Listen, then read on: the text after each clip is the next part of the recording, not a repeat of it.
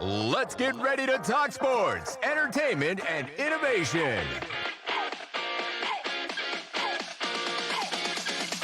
It's time for SEICon Shorts.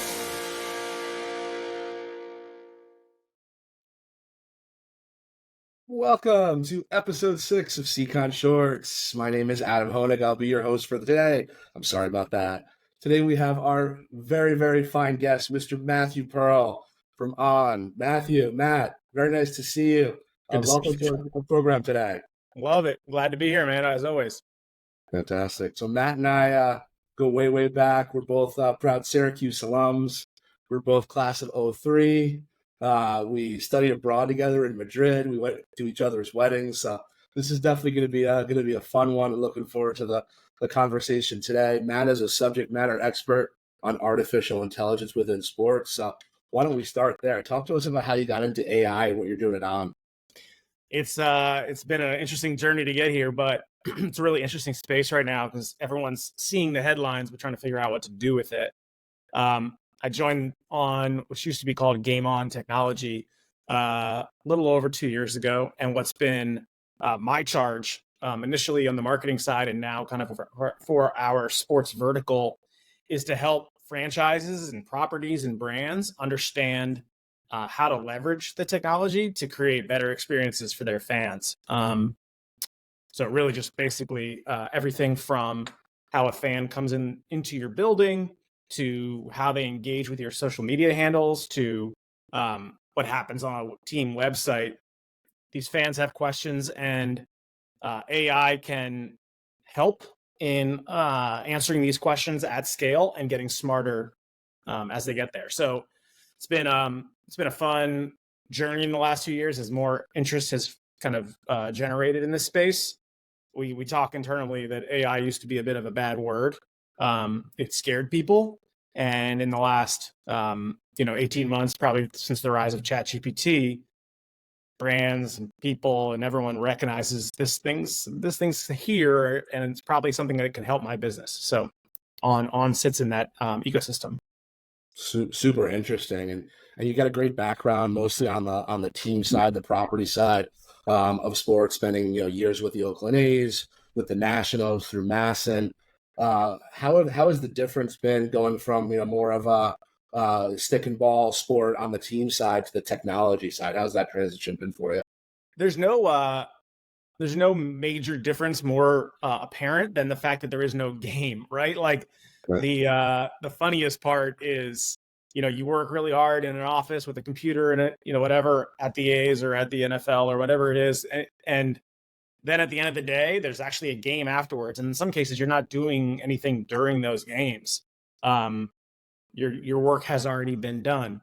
In this case, you work the 8 to 10, 12 hours, whatever it is in that day, and then it's done. There is no game. The game in some ways is the product that you're bringing to the field or to the team.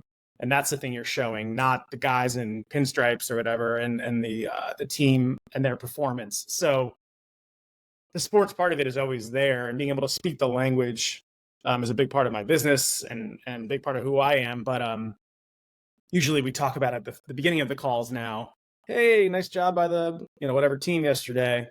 I see you guys are in third place or whatever it is, more so than let's go talk about your product on the field after work is over and go watch the A's or whatever it might be. Very, very interesting. And that also, I'm guessing, nets out your family getting you 81 more nights and weekends throughout the course of the year. So I think that's I find myself traveling a bit more. So my family might complain in other ways, but yeah. 81 and 100, 162 games in 180 days or 81 locally was a burden, but it also becomes just part of your lifestyle during that time, and you can share those moments with your family too. My girls grew up on the field at the Coliseum in some ways, so it's been a different slice and different change to be doing what we're doing now. No, absolutely. I got to ask, while we're talking about the A's, obviously it's a critical time in their franchise right now, moving to Las Vegas in a few years and being somewhat homeless, if you will, over the next few years. This is the last year they're playing in Oakland, I believe, and they're moving up to a minor league park next year. Is that right? Yeah, they're headed to Sacramento. That is certainly going to be interesting. I think seeing baseball in a 13, 14,000 seat stadium is going to be a very unique experience, like none other.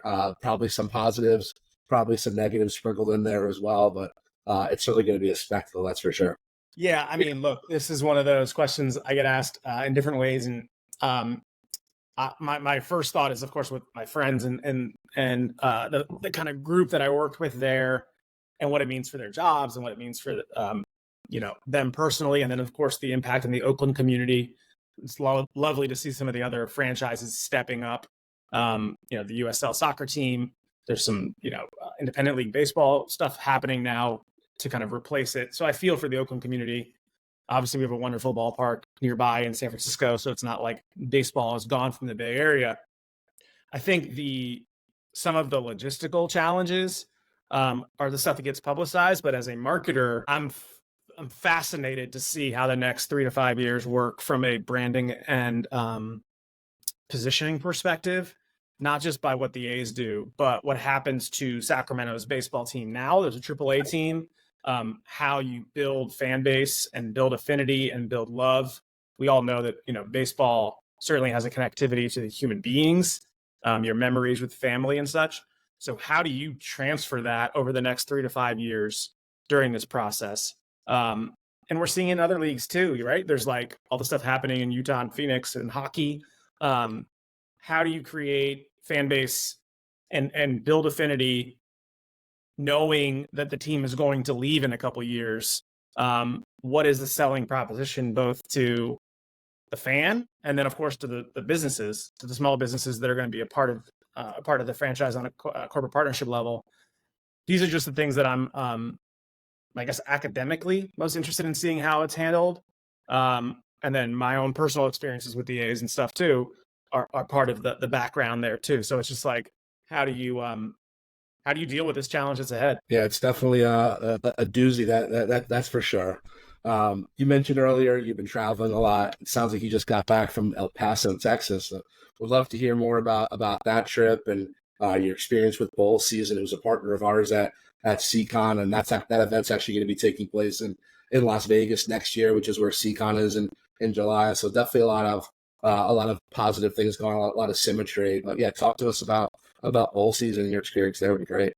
Yeah, it was the first time for me to be a part of it. The bowl games are certainly, each one is so unique. What you recognize is that some of them are like nonprofits and they have one business objective, and it's building the community. It's a Chamber of Commerce event, and other ones are all about kind of the game itself, and others are these wonderful opportunities to tell brand stories. And I think one of the most interesting parts that I would share with folks outside of the sports community, and even within the sports community, is just how much of a platform you have as a bowl to tell a brand story.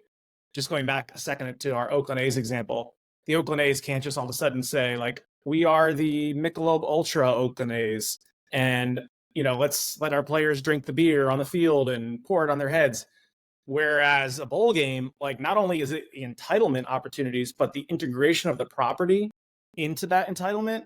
I'm thinking of a lovely young woman who explained brilliantly how she positioned Duke's Mayo Bowl to be a story about this regional mayonnaise brand, and it turns into this opportunity to really tell their story globally or even internationally, with mayonnaise being poured on a coach's head, and what brand moments are created out of that.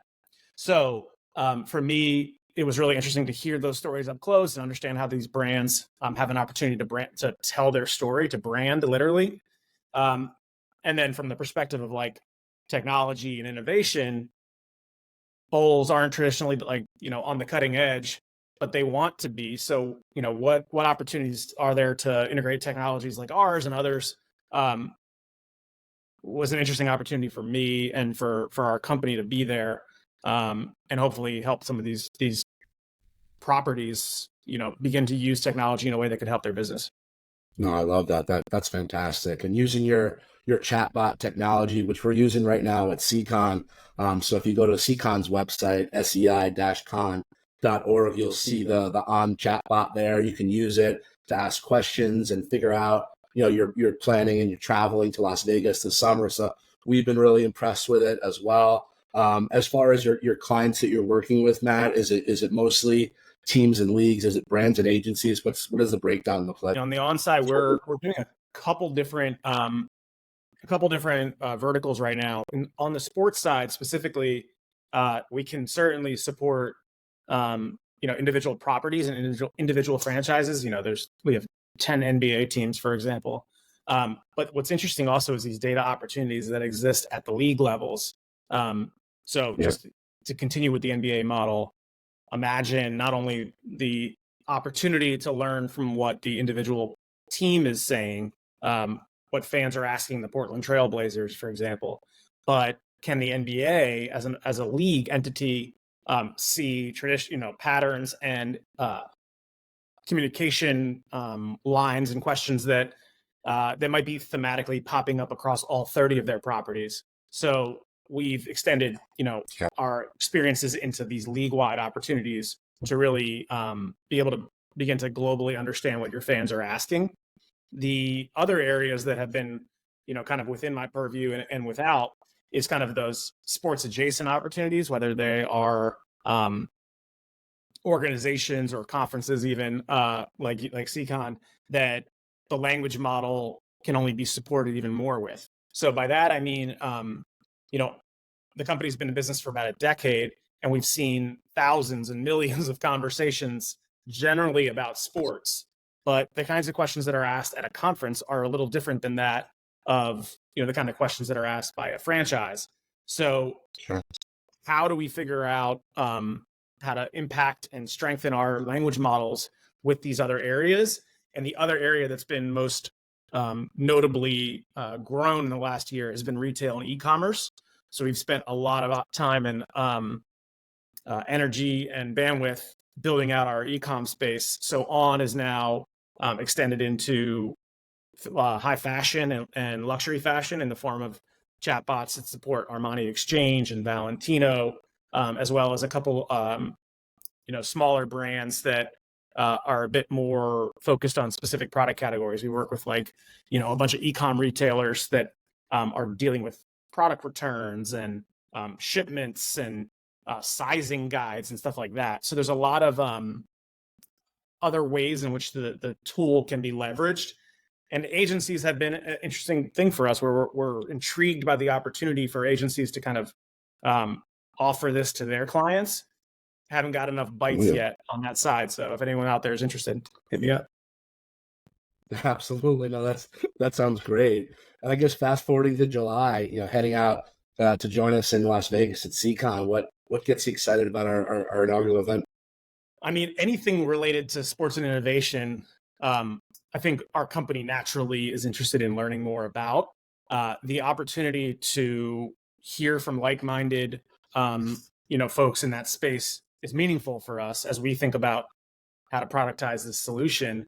But even more so, understanding what the next generation of folks interacting with, with technology is interested in. So, for example, we've done a couple different, pilots, I think you would call them.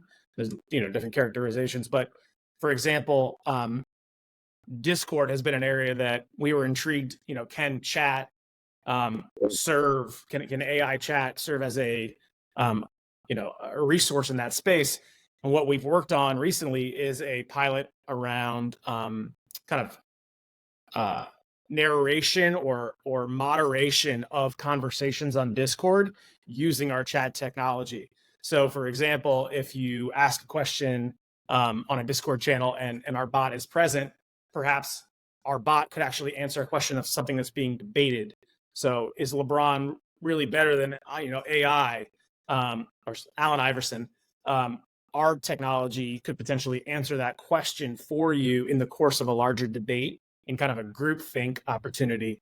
So, is there an opportunity in a place like SEICon to meet some folks who are interested in new uses of chat and new uses of kind of this technology to support their businesses.